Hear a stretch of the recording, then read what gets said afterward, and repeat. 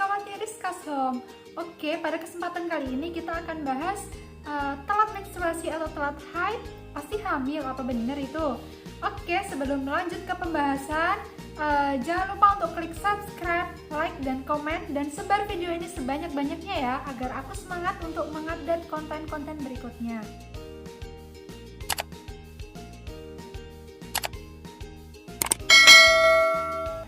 Oke, dari judul tadi, telat haid atau menstruasi apa benar itu tanda suatu kehamilan atau sudah menjadi tanda pasti ya? Oke, aku akan mengupas 5 faktor penyebab seseorang mengalami telat haid atau seorang wanita mengalami telat menstruasi. Telat menstruasi atau haid sendiri adalah keluarnya darah dari rahim seorang wanita karena tidak dibuahi. Nah, sebelum membahas ke 5 faktor penyebab telat menstruasi atau haid, pada kondisi di mana seorang wanita atau seorang remaja yang belum menikah pasti pernah mengalami galau atau sesuatu kekhawatiran. Saya telat menstruasi sudah 5 hari nih, saya sudah telat menstruasi selama seminggu nih, aku udah telat menstruasi selama 2 minggu nih, bahkan sebulan, bahkan 2 bulan. Nah, aku khawatir apa yang terjadi pada diriku. Banyak kan yang muncul berspekulasi bahwa apakah aku hamil ya? Nah, sebelum merujuk ke suatu tanda kehamilan pasti, kita harus mempelajari nih beberapa faktor yang menyebabkan seseorang wanita telat haid. Nah, aku akan mengupas 5 faktor penyebab seorang wanita telat haid. Nah, diantaranya yang pertama yaitu faktor stres. Kenapa faktor stres bisa menjadi faktor seseorang mengalami siklus haid yang terlambat? Faktor stres sendiri dapat mengganggu keseimbangan kadar hormon dalam tubuh. Bahkan, faktor stres sendiri dapat mengganggu bagian otak yang mengatur siklus haid, yaitu di bagian hipotalamus. So, teman-teman, jangan banyak-banyak stres ya. Banyakin aja happy-nya. Apabila dirasa keadaan kok tidak sesuai dengan apa yang kita inginkan, kita coba bersyukur atas apa yang kita sudah miliki.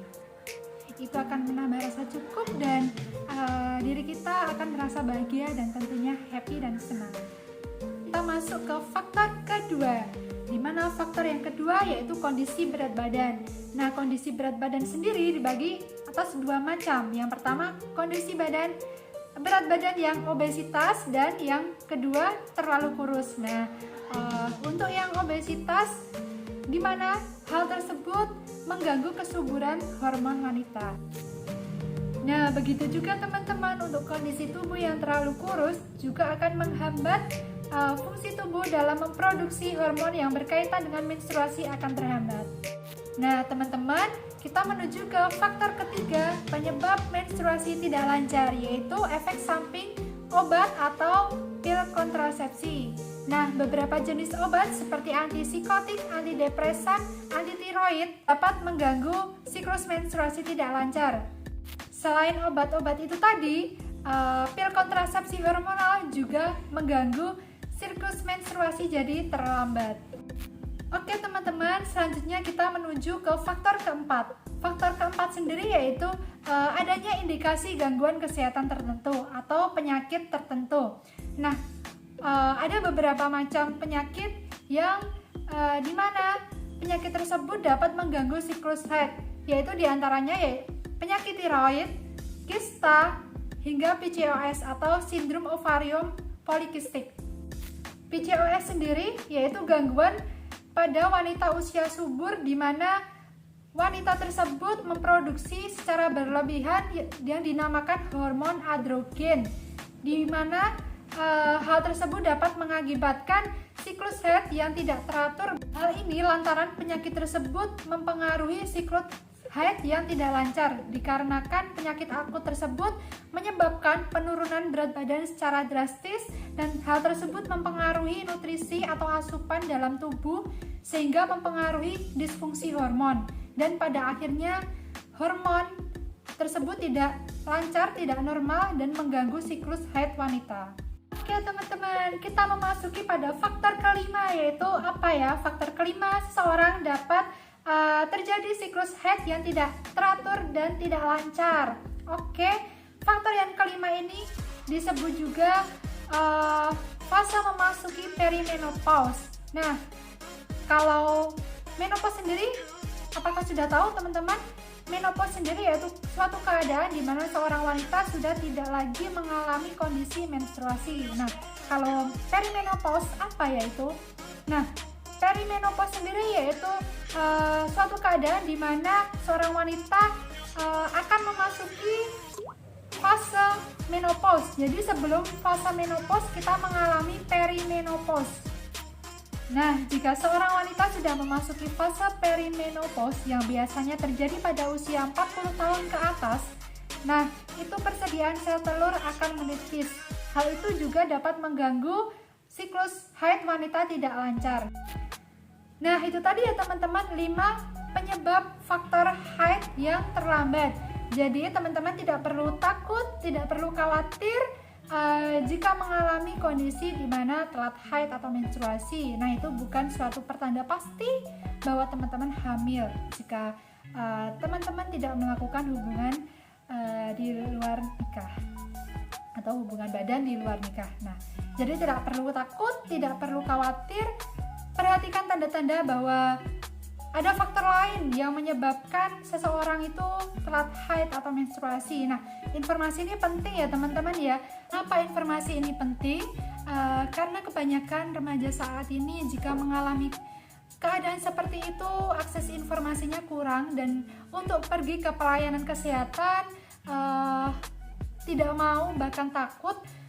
Nah, jadi lewat penyampaian informasi ini juga penting dan dapat diterima oleh remaja. Perlu banyak lagi informasi yang kita sampaikan, bahkan sosialisasi langsung. Jadi perlu kita beri akses. Mungkin ada suatu komunitas atau organisasi atau suatu bahan tambah ajaran sendiri untuk membahas mengenai permasalahan remaja terkait kesehatan. Jadi remaja tidak bingung saat mengakses suatu informasi, dan yang pada akhirnya remaja bisa jadi kurangnya informasi, dia mencari-cari tahu sendiri yang berujung pada kesalahan informasi atau disinformasi yang didapatkan tidak cocok atau tidak sesuai informasi yang benar. Oh iya, kalau saya mengalami masalah seperti ini, penanganannya seperti ini. Nah, saya sendiri sebenarnya saya sangat tertarik dengan isu-isu remaja, dengan permasalahan-permasalahan remaja saat ini, dan saya merasa khawatir, merasa sedih apabila remaja seharusnya mendapat hak informasi yang dimana remaja tersebut peroleh tetapi tidak mendapatkan. Bahkan justru sendiri remaja yang mencari-cari informasi sendiri kepada mungkin belum tepat dan belum sesuai atas permasalahan yang mereka hadapi. Nah, yang ditakutkan remaja tersebut bingung arah kepada siapa dia bercerita, kepada siapa dia akan menyelesaikan masalahnya, dan berujung terjerumus pada sesuatu hal yang tidak diinginkan. So the final kita udah selesai ya, tadi udah kita membahas semua 5 faktor penyebab seorang wanita mengalami telat haid atau menstruasi. Jadi tidak perlu takut, tidak perlu galau, tidak perlu risau. Jadi apabila kita telat haid atau menstruasi itu bukan tanda pasti kita hamil. Jadi kita harus pelajari 5 itu tadi, tanda bahwa terlambat menstruasi itu ada beberapa penyebabnya. Oke teman-teman, waktu kita sudah. Makasih ya teman-teman sudah mau menonton, sudah mau mendengarkan. Semoga hari-hari teman menyenangkan, semoga hari-hari teman-teman ceria. Nah, jangan lupa untuk subscribe, like, dan komen, karena subscribe itu gratis. Dan saya doakan teman-teman yang subscribe dan yang berkomentar dan yang menonton sampai habis, aku doakan selalu diberi kesehatan dan diberi rezeki yang lancar. Oke, sekian video ini teman-teman. Mohon maaf jika ada salah kata atau ucapan yang saya ucapkan. Kalau ada mohon masukan atau kritikan, tolong disampaikan di kolom komentar ya teman-teman ya. Kita bertemu pada video selanjutnya. Oke teman-teman, dadah.